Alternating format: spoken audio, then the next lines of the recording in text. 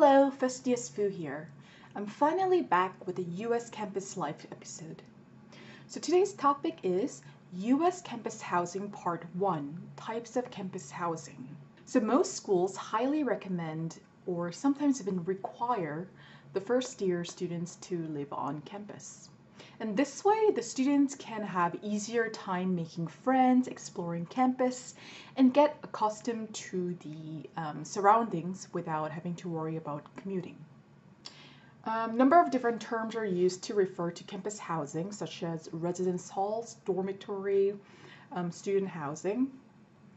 And there are a couple of different types of residence halls that are available in each school, and you should be able to find out more detailed information about the residence halls in your school by going to your school's housing website. You should be able to reach it from your school's main website, but if you don't feel up to searching for the link, try typing housing.schoolwebsite or schoolwebsite/housing. Most likely you will be able to reach your school's housing website this way. So, as I've mentioned before, there are different types of residence halls available in most schools, and one of them is the traditional dorm. So these are generally double rooms, so two people sharing a room. And most of the times, these types of dorms are for the freshmen. And you're likely to see 2 beds, 2 desks, and 2 closets in each room. And you will have to go out to the hallway to use the shared bathrooms or showers. And generally, there's a shared kitchen and a lounge area per floor, and there might be a laundry facility in the building as well.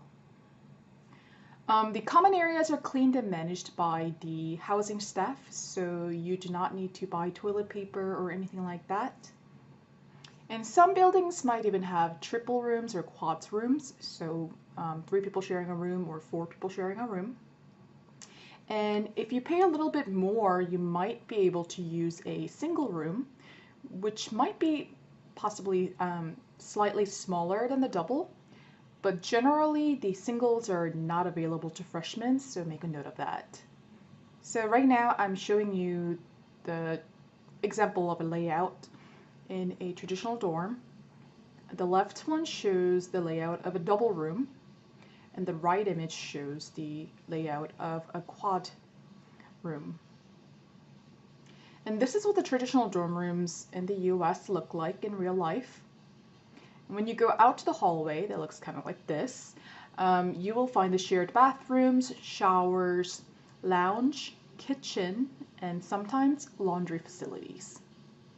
So the next type of the dormitories that we want to look at are the suites. So these are generally in form of 2 single rooms sharing a bathroom. And since the bathrooms are not maintained by the staff, the students will have to bring their own toilet paper and clean the bathrooms. And I'm guilty of doing this so many times, but after you're done using the bathroom, do not forget to unlock the door for the other student so that they're not locked out of the bathroom. And in the building, there are shared kitchens, lounges, and laundry facilities in the common area. And sometimes there are layouts with 2 double rooms sharing 1 bathroom. So layouts generally look like this, with 2 rooms sharing a bathroom in the middle. The left one shows the bathroom having 2 doors directly connected to each student's rooms, and the right one shows the bathroom with its own door so that students are not accidentally locked out of a bathroom. And finally, there's the apartment type of student housing. And these are generally for the upperclassmen or the grad students. Generally, the number of students in each apartment varies by the number of rooms the apartment unit has, but it's usually between 1 to 4 students. And students have their own single rooms inside the apartment, but the students living in the same unit have to share the bathrooms, living room, and the kitchen. And there might be a shared lounge, laundry facility, and workout facilities in the building as well. This image shows a layout for the 4-person apartment. You can see through the door, there's the kitchen and 2 bathrooms that are shared by these 4 students, and the living room area that's also shared.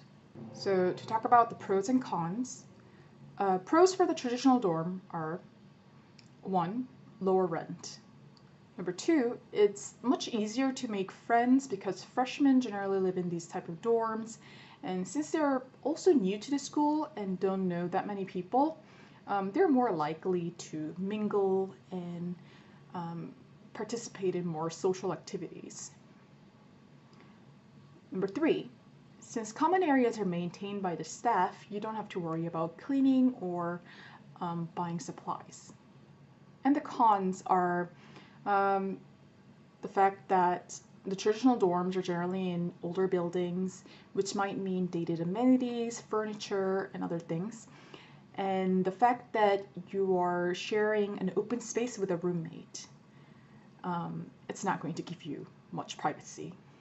In other types of student housing, you can definitely have more privacy in single rooms, but the rents are generally higher compared to the traditional dorms, and you could run into issues with your flatmates regarding cleaning, buying supplies, and decorating the shared areas.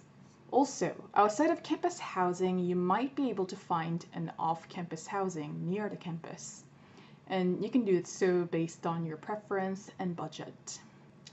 Also, fraternities and sorority houses might be an option as well. So they're generally only available to the members, but when they have vacancies, they might look for tenants outside of their organization. They are often cheaper than the campus housing, and you might even be able to sign up for the house meal plan. But these places may not be as well maintained or furnished as the campus housing, or could be really, really loud from parties. In America, students generally live in dorms starting in fall semester through spring semester, and you're most likely allowed to stay in your dorms during winter and spring breaks, but you will most likely have to move out before the summer term starts. So if you're from out of town, the storage units might be available on or off campus to rent and store your things. And if you have a personal fridge, do not forget to unplug, defrost, clean, and dry the fridge before you store them away.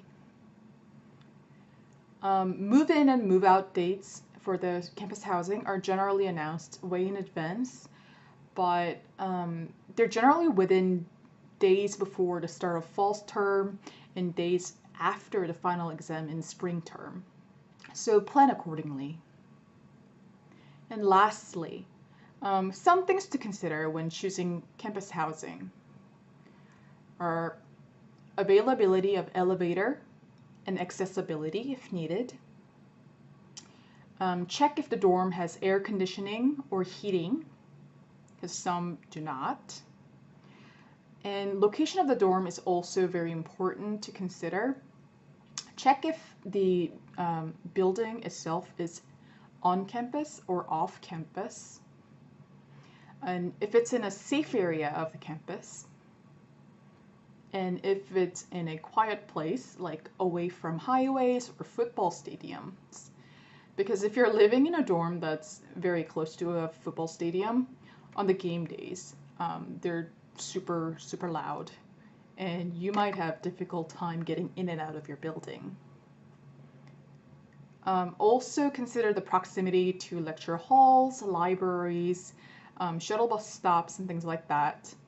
And also consider if you want to stay in dorm that has mostly freshmen or upperclassmen.